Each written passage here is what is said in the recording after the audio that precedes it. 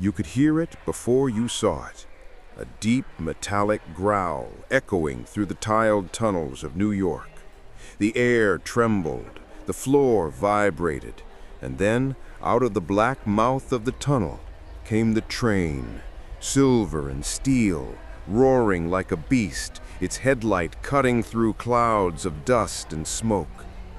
Riding the subway in 1940s New York wasn't just transportation. It was an experience, part miracle, part madness. The smell of iron, oil, and sweat clung to everything. The hum of fluorescent lights, the rattle of coins in the turnstile, the echo of footsteps on tile. This was the soundtrack of a city in motion. The war was raging across the ocean, but underground, New York pulsed with its own rhythm. Millions of people moving together, shoulder to shoulder, breathing the same stale air, chasing dreams, shifts, or maybe just a seat.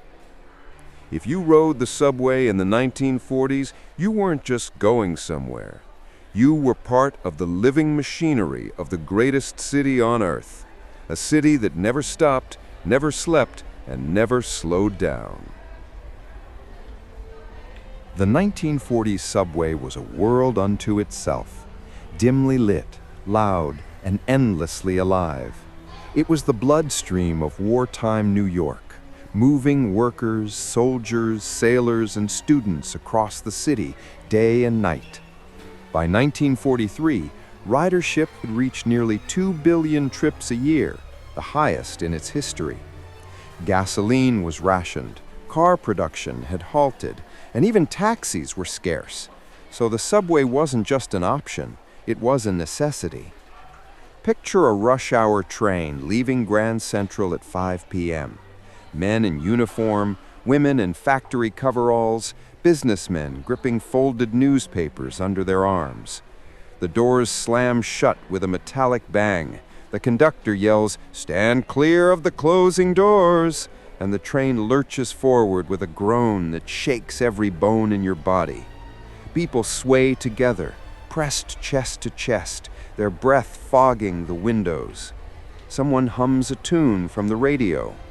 Somewhere down the car, a kid sells newspapers shouting, "Allied troops advance in Italy!" Advertisements line the walls: toothpaste, shaving cream, cigarettes, war bonds. A pin-up girl smiles down from one, her red lipstick bright even under the flickering lights.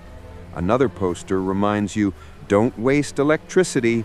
Every bit helps the boys overseas." The subway had become part of the war effort. Posters for blood drives, enlistment campaigns, and patriotic messages filled every car. And yet, beneath the patriotic noise, life went on. Lovers held hands in the dim light. Children dangled from the straps, giggling as the car rocked. Musicians played violins or harmonicas between stops, and sometimes soldiers, barely out of high school, joined in, tapping boots to the rhythm. The trains themselves were sturdy old-school machines, the IRT, BMT, and IND lines, all still running independently before unification in 1940. Their cars were heavy, their wheels screeched like banshees on curves, and the smell of ozone from the third rail mixed with tobacco smoke and perfume. The seats were made of rattan and wood. There was no air conditioning, and in summer the heat felt like an oven. In winter, coal dust from the streets clung to your coat and followed you underground. Still, everyone used it. Everyone depended on it. The subway was the great equalizer, the only place where Wall Street bankers stood beside dock workers, where shopgirls brushed shoulders with officers in uniform, and where all of New York, from Harlem to Brooklyn, shared the same jolting ride beneath the city's skin. If you ever stood on a 1940s platform, you'd remember it forever. The screech of brakes hit your ears before you could see the train. A gust of hot, grimy wind blasted down the tunnel, blowing newspapers and candy wrappers into the air. Then came the rush, the headlight, the roar, the sudden whoosh as the cars screamed past. The ground shook, the lights flickered. You felt it in your chest. Inside, the noise was deafening. The metal wheels screamed on curves, the air whooshed through open windows, and conductors shouted announcements you could barely hear. "Next stop, 14th Street," echoed down the car, swallowed by the noise. The lights flickered as the train passed from one power section to the next, plunging the car into darkness for a split second before buzzing back to life. For first-time riders, it could be terrifying. For New Yorkers, it was just another Tuesday. The smell was unforgettable, a mix of hot metal, grease, cigarette smoke, perfume, and wet wool.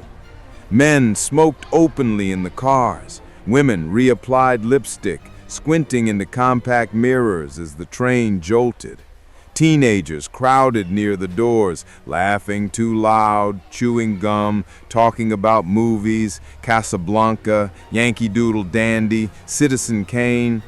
And somewhere, the faint music of a street performer's saxophone drifted in from another car, echoing through the tunnels like a dream. And yet, beneath the chaos, there was order, a rhythm to the madness. People knew how to move, how to flow in and out of cars without saying a word. The subway had its own etiquette. Men offered seats to women, strangers helped lift strollers, and no one made eye contact for too long. In a city of millions, the subway was both intimacy and isolation. During the darkest years of World War II, the subway became a refuge and a reminder of the war above. New York prepared for air raids that never came, and for months, lights were dimmed throughout the city. The subways, already shadowy, grew even darker. Posters reminded riders to stay calm during air raid drills. Some nights, soldiers patrolled the platforms, their boots echoing against the tiles, watching as trains came and went. The blackout rules gave the underground a strange, eerie beauty. When the doors opened at a station, only a faint glow spilled in, silhouettes of people stepping out, their faces half lit, half lost in shadow. The trains felt like safe havens from the fear above, the fear that the war could reach even here. And yet the subway was defiant. It kept running. Through snowstorms, blackouts, rationing, and labor strikes, it moved millions every day. To ride the subway in the 1940s was to feel the pulse of a city that refused to stop, no matter what the world threw at it. When the war ended in 1945, the subways erupted with joy.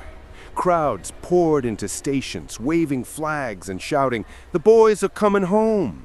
The trains were packed with people heading to Times Square, where the victory celebrations lasted all night. The city's heartbeat echoed underground. The same tunnels that had carried soldiers off to ships now carried them home. But peace brought its own challenges.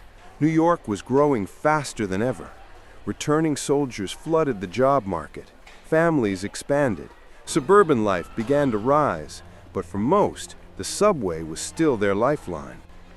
By the late 1940s, the system was showing its age. Paint peeled from ceilings, seats wore thin, and the once proud trains rattled like old bones. Fare was still just a nickel, but the cost of maintenance soared. Graffiti wasn't yet a thing, but grime was. Soot on tiles, dust on rails, and the constant film of smoke from decades of locomotives. And still, every day, millions descended those steps and disappeared into the tunnels, trusting the rumble of the city to carry them where they needed to go. Despite the decay, there was beauty. The tiled stations, with names like Canal Street and Astor Place in ornate lettering, glowed under fluorescent light. Newsstands sold magazines and candy. Musicians played violins, accordions, and even saws. Lovers met by the turnstiles. Strangers argued, laughed, and shared silence. The subway was chaos, but it was New York's chaos, and that made it feel alive. If you had ridden the subway in the 1940s, you'd remember the feeling.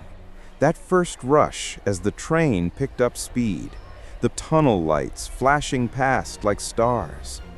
You'd remember how the air grew warmer the deeper you went, how the windows fogged in winter, and how the wind whipped through in summer.